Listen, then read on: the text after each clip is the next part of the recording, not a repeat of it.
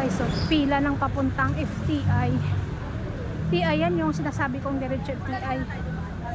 Mga jeep dito. Yan, yan, FTI yan. Ito talagang sakayan. Si Bini ayaw niya ng ano eh. Ayaw niya ng C5. Kasi layo daw na lakarin. Yung baba din naman eh, doon sa may ano, malayo din, doon sa baba, bago mag-ikot ng patinimim. Hindi na sila umaakyat.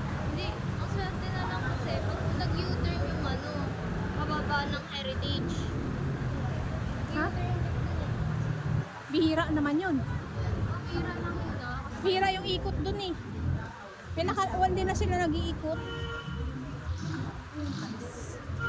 Masarap sana kumain sa Kabalin. Ulukan.